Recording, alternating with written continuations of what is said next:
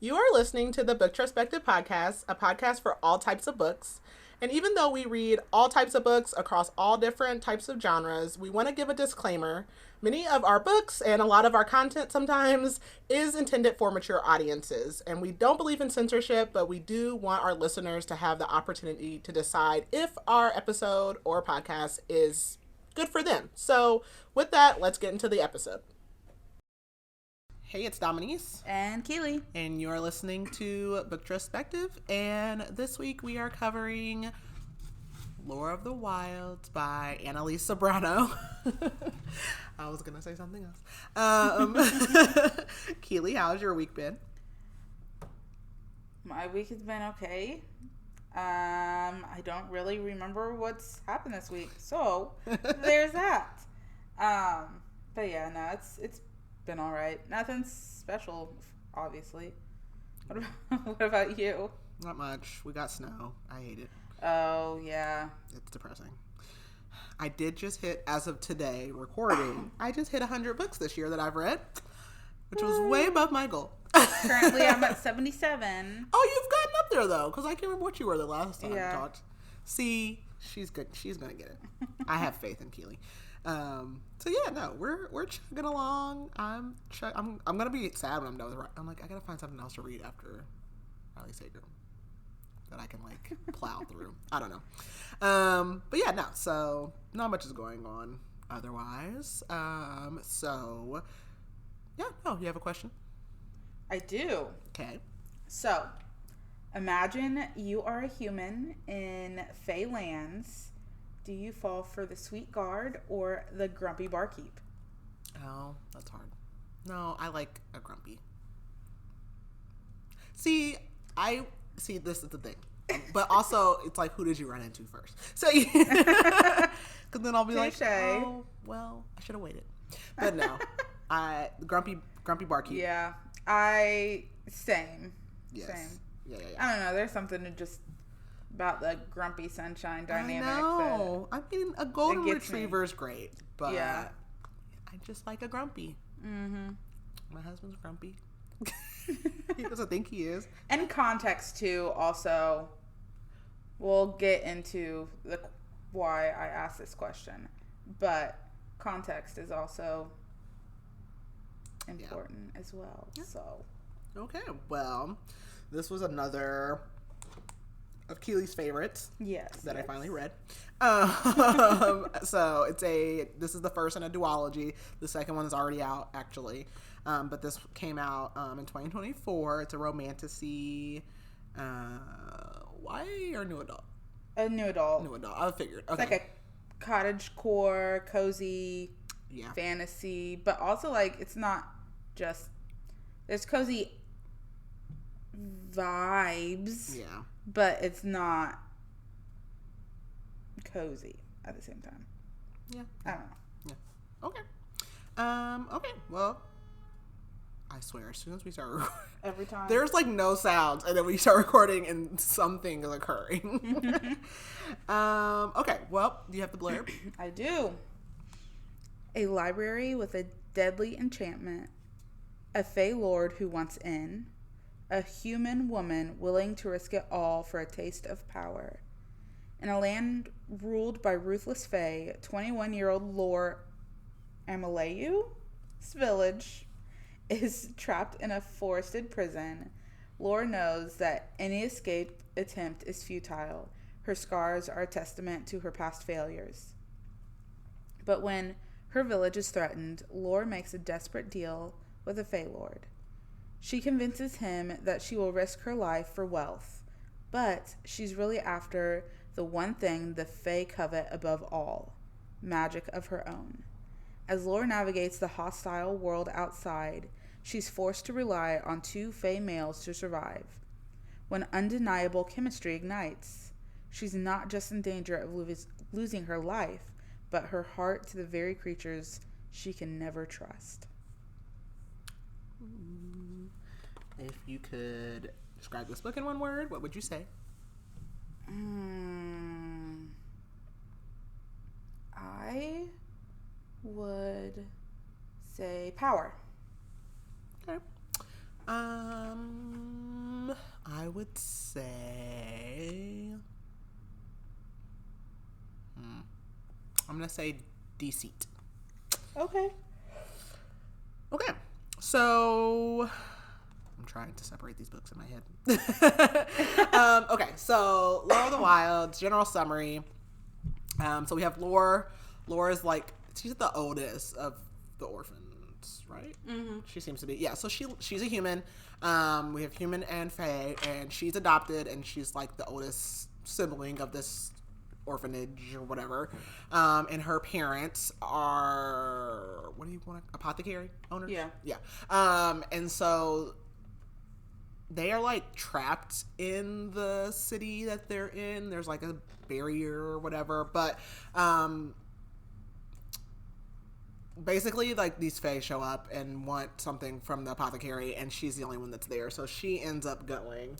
And meanwhile, like the fae are like kind of like, not only is like their city like run down, but they're kind of like destroying it and stuff too.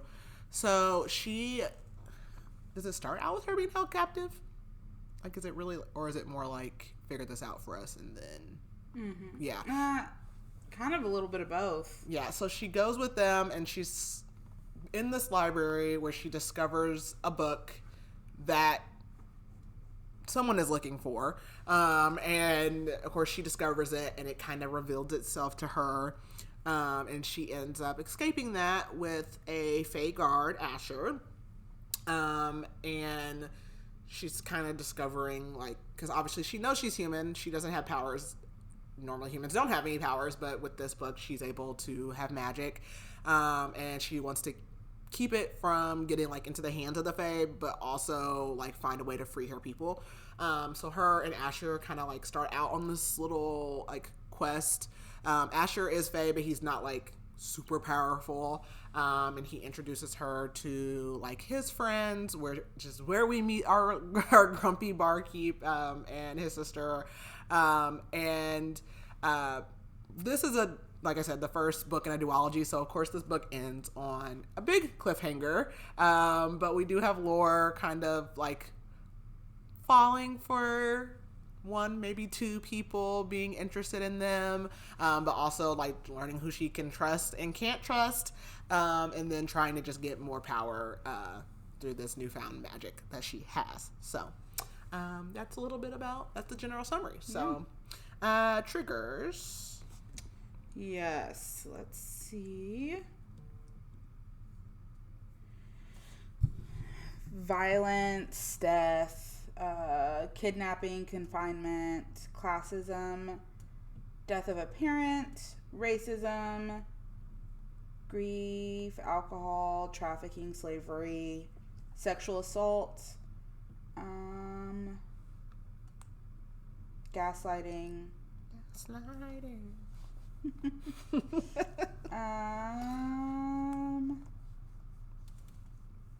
Torture. I think that's about it. Yeah. Okay. Okay, so I'm gonna do my best because I read this a little while ago. But if you have not read this and you don't wish to be spoiled, then you can pause here and come back later. Otherwise, we're going to get started. So again, we open up with, this is single POV. It's just Lore. Yeah. So we open up with Lore, and again, she's a part of an orphanage, but that's her family. And like things are really hard for, them. They're humans in a fae world. So of course, like they get the like crappy end of the stick.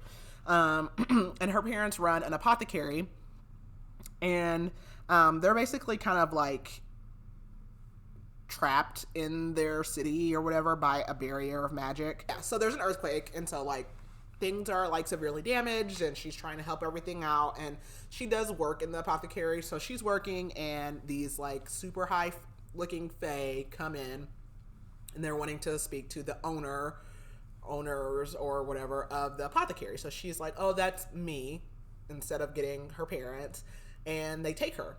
And they take her to whatever. I don't know what the place is called. I'm not gonna be good with names. So they take her, and so I can't remember why do they want somebody from the apothecary? It's because they can read certain things. Okay, yeah.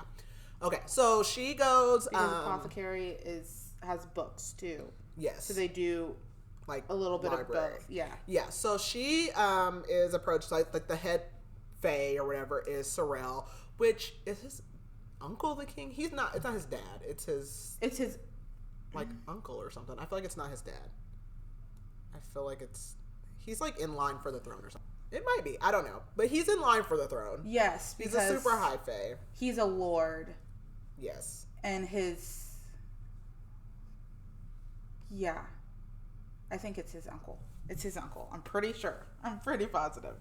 So she makes this deal basically because they want someone from the apothecary, because in the apothecary they read certain languages, and there is a library in the kingdom essentially where no fae can enter, and they want it to be like cataloged, and really Sorrel's looking for something, but nevertheless, so Lore agrees to do that if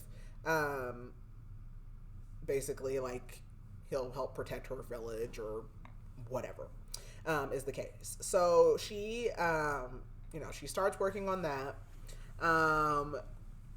and like pretty quickly in the beginning, she discovers this book, which is essentially just a blank book, right? Yeah. It's a blank book. And I'm pretty sure it is the exact book they're looking for. It's the grimoire is entirely blank, but under like the moonlight or something. Yes, under the moonlight. She can see. I can't remember why she took it in the first place though. Like how she knew. I think it called to her. Okay. Yeah. Yeah. So she ends up discovering that, and at the same time she is like introduced to Asher, who is a guard, who is nice to her, unlike other fae, because obviously fae always hate humans and blah blah blah blah blah. But he's actually like nice to her, and he has like earth powers. Yeah. Yeah, like moving dirt and trees and things. And so Asher's basically brought in to kind of like make sure she's doing everything she's supposed to when she's working in the library. He ends up also like taking her out because she gets to go to the market, because they are paying her. Yeah. They're paying her like a small amount or whatever. So like he takes her to the market and like shows her like things that she can eat, and they kind of begin to spend time together and kind of build this friendship basically. It's like, I'm trying to remember why they even ran from the castle. Because they wanted the book, and she wanted to get away with the book. Okay. Yeah. And he ends up protecting her, and then has to run away because he defended her. Yes. So when does the fox come in? The little like, doesn't she have? I think she met the fox while in the library. She gets like a little pet. It's a little, basically a little. So cute. It's a familiar. Yeah. I'm always talking about familiars. It's a familiar. So Asher ends up protecting her, and they end up having to leave him because he's a traitor now, and then obviously she's running with this. And so they do end up, are they in the wilds or is she from the wilds? They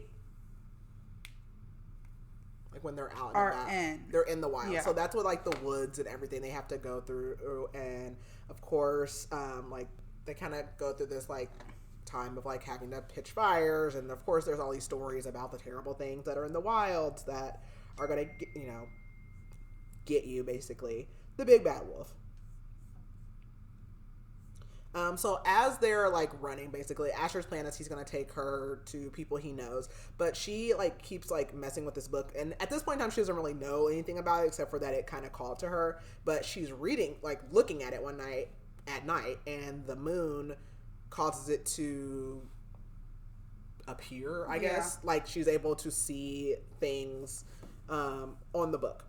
Asher ends up taking her to like his home, and they go to it's basically kind of like an inn in the bar, which is run by his two friends. They're twins and they're fae, Isla and Finn or Findrel.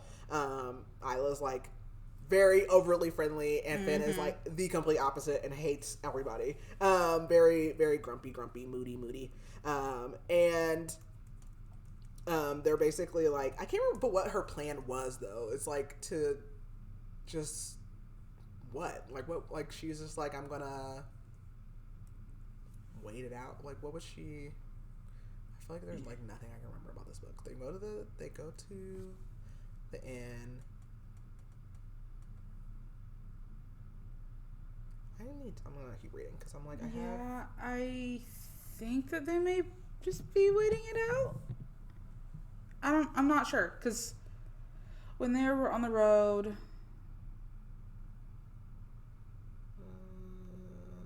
I think maybe until things calm down a little bit because they're searching for them. Okay. Asher takes Lore to meet Finn and Isla, and they end up staying there. There's kind of like waiting things out. Lore is like intrigued by Finn because he's grumpy, and they have like lesser magics because their grandfather is like, what was he? But it's something that's like a curse. Yeah, he did something. Oh, what was it? And he like, so they basically have a curse. He set, maybe there was kind of like a civil war, or something, and set, like well known. Set maybe like the lesser fae free or something like that, and so he was cursed that no one in his bloodline would have magic. Yeah, so they have lesser magics, like they can protect the house and things like that, but they don't have like what Terrell has. They don't have like the full capabilities, or even Asher.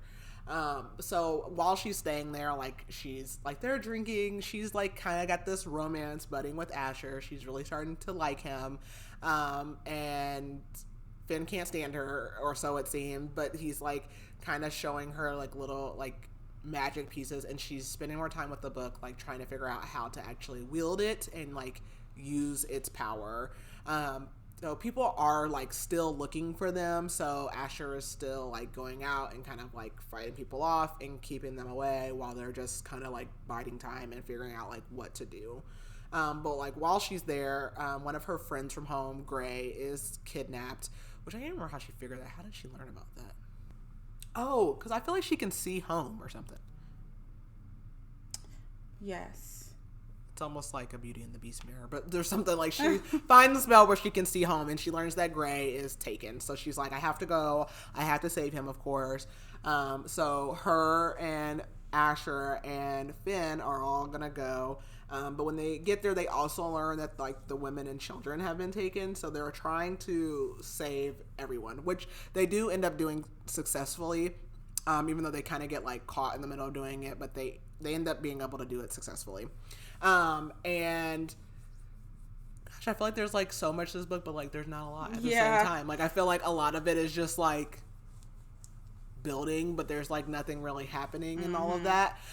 So anyways, they end up saving everyone, but she's still like, working on her whole thing is like getting the power from this book so that she can like actually free her people back home. So she ends up like kind of going back with Asher and Fendrel, and her and Asher like actually hook up. They're kind of a thing until she kind of learns like the most heartbreaking thing, which is that Asher is not real. Free the women and children. Yeah. Something was weird there too, though. Like she knew something was off. Yeah. Within the action, maybe like he wasn't where he was supposed to be. Yeah, like something was off. She expected him to, and then they got everybody out, and then he was like, "No, you're coming with me," and then reveals himself. I think, I'm trying to think. Yeah, so he basically reveals that he's not just pretending to be Asher. Asher doesn't exist, which I thought that was like crazy. Even like when I'm thinking about the next book is like how they didn't know that. But anyways, that's not important and not going to be in here. But anyways, so no one knows that Asher is not a real person. Like he's had this Asher persona for like a long time, and it's really just Sorrel, and he's been tricking her. So she's like in shock, like she feels deceived, of course, like, and now he's kind of got his hands on the book, which is what he wanted the entire time and what she was trying to prevent. I mean, that's really kind of how it ends. There's not a lot that happens in this book, but like there's a lot of how do you want to say, like, action to it, but that's really that's really it. They just go, she goes to the library, they get the book, they leave, they meet the other people, and then that's kind of it. This is very short. I feel like there needs to be more that I could talk about with that. I don't know, what do you think? I honestly think that's really it. Pretty much covered it, yeah. I don't think I've ever covered a book that fast. Okay. No, yeah. So that's pretty much it. We leave off on the cliffhanger with her, like, realizing, like, she's kind of caught and deceived and heartbroken all in the same time. And, yeah. That's pretty much it. Yeah. Okay. That was so quick. I can't believe it. Interesting. I don't remember it being that fast. She does have a new book coming out. I don't know if you saw that. Yeah, I think we talked about it last time. I'm excited about it. I just love the cover. She has really good covers. She does. The details to it is just... All right. Moving on to... Reviews? Yes. What did you rate it? Oh, I rated it 4.5 Cursed Libraries. I rated it... What did I rate it? I rated it 4 Cursed Libraries. And it's got 3.38 stars on Goodreads. And I'm trying to pick... There we I go. butchered that summary. I'm like, you're not going to want to read it from me summarizing it. Because it just went so fast. Hey, I have a short episode. Ooh, so many paragraphs. Okay, 1 star. Sadly, this just wasn't very good, and I hate to say that because I'm rooting for everyone black. But unfortunately, this one wasn't it. The storyline was hard to follow. I had the love interests literally confused the entire time, and I don't remember Lore actually making a choice, but it seems like she did without me noticing. Then I'm not sure if this is considered YA or adult. I definitely thought it was YA, but the sex scene kind of did not fit. And Lore's pulsing core throughout the entirety of the book. I think that cliffhanger was supposed to make me want to read the next one, but I hate to say I won't be. I'm cracking up. That is hilarious. It's not supposed to be, but it is. Oh my gosh. Okay. Fair. And for 5 stars, the basics of the plot are Lore, a human woman, love her name, is thrust into a dangerous quest in a cursed library. Joined by Asher, a fae, they flee with a magical book tied to Lore alongside Isla and Findrel, allies in bringing magic to humans. They navigate peril and romance, entangled in captivating love triangle. I really enjoyed this one, so much so that I purchased a physical copy upon its release. Oh, and they are credit. So, yeah, there was that. Well, happy Thanksgiving. Quick, real quick.